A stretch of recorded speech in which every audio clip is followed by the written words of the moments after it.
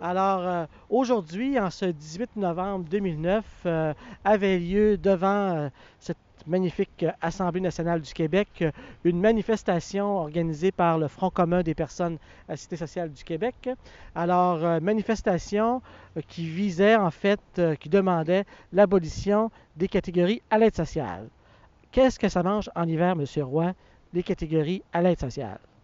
Bien, les catégories à l'aide sociale, ça signifie que selon que vous êtes apte au travail ou inapte au travail, selon les critères bureaucratiques de notre bon gouvernement libéral, il faut rappeler entre parenthèses que le Parti québécois était dans la sauce également parce que ça remonte à 20 ans, cette histoire-là. Alors, ça veut dire que les gens qui sont considérés comme aptes au travail disposent de même pas 600 pièces par mois ou à peine 600 dollars par mois pour vivre.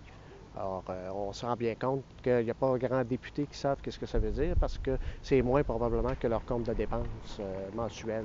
Alors, je pense qu'il y a quelque chose d'extrêmement grave là-dedans qui doit être modifié.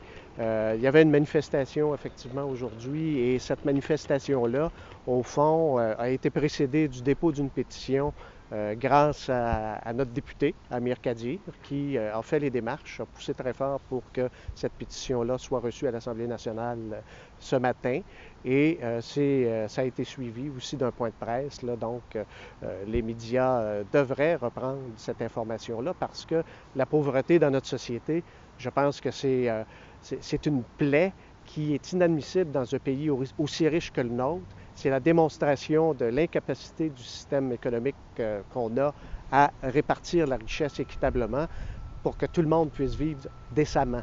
Qu'on soit assisté social, qu'on soit travailleur ou travailleuse à bas salaire, parce que aujourd'hui, c'est l'étape de la revendication de l'abolition des catégories à l'aide sociale, mais il faut rehausser aussi les prestations d'aide sociale parce qu'il n'y a aucune des catégories à l'heure actuelle qui dispose de ce qu'il faut pour répondre à ses besoins essentiels, les besoins fondamentaux. J'aurais une question à vous poser. Souvent, on entend dire, M.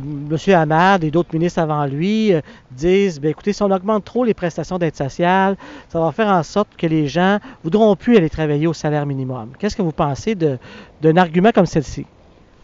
Ben, moi, vous savez, je viens de la fonction publique, j'ai entendu ça bien souvent, ce genre de réflexion-là.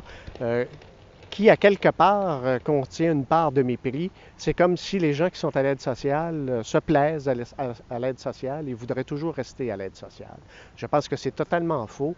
La majorité des personnes veulent travailler. C'est pas le fait d'avoir une prestation qui vous donne bien juste ce qu'il faut pour vivre qui rend la vie satisfaisante. Je pense que les gens ont d'autres projets dans leur vie. La très grande majorité des gens à l'aide sociale ont d'autres projets que ça, pour ne pas dire la totalité, y compris les personnes qui sont jugées inaptes.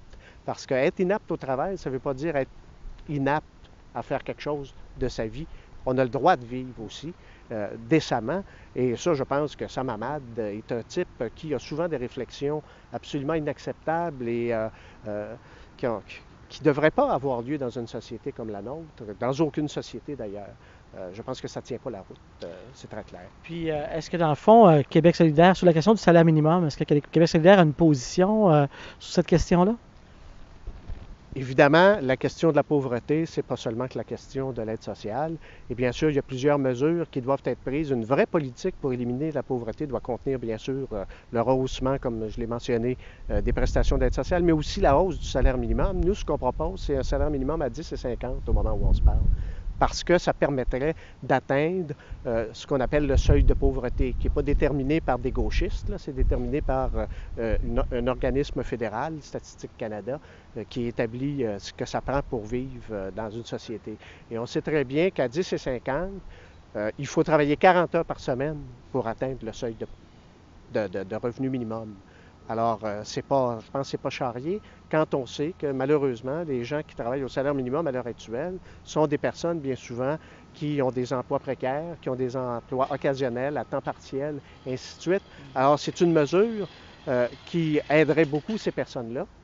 Mais encore là, c'est une mesure insuffisante. Il faudra penser à des mesures beaucoup plus globales pour faire en sorte que la richesse soit répartie de façon équitable. Il y a des mesures en termes de fiscalité qui devront être prises parce qu'il y a des gens qui s'en mettent plein les poches et qui ont des activités qui finalement consiste en des placements financiers qui, bien souvent, nous mettent dans la merde, si vous me passez l'expression, plus que d'autres choses. Bon, alors, Québec solidaire a un ensemble de mesures, un ensemble de politiques qui passent par le logement social, de fournir les argents qu'il faut pour que les gens aient accès à du logement abordable, à du logement à prix qui correspond à leur niveau de revenu, mais aussi, bien entendu, des mesures qui consistent à augmenter les budgets pour les groupes qui s'occupent des personnes qui sont démunies, qui sont dans des situations difficiles. Je pense à l'itinérance, par exemple.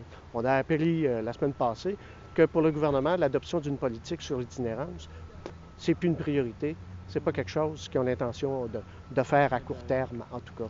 Alors écoutez, il y a eu des consultations, il y a des gens qui ont travaillé fort là-dessus, et là, on leur dit tout d'un coup, après l'exercice, non, on ne s'occupera pas de ça.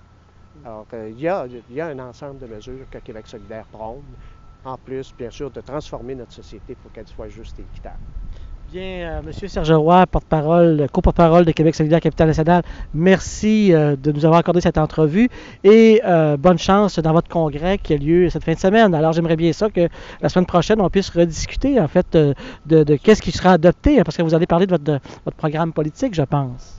Nous allons parler de notre programme politique, on va parler de questions nationales, d'indépendance, de souveraineté et des moyens d'y arriver par des moyens démocratiques, une participation très large de la population et pas seulement un petit référendum qui se règle en l'espace de 30 jours, mais vraiment une démarche qui va permettre aux gens de s'approprier cette question-là et de la régler une fois pour toutes en toute souveraineté. Bien, merci encore. C'est moi qui vous remercie.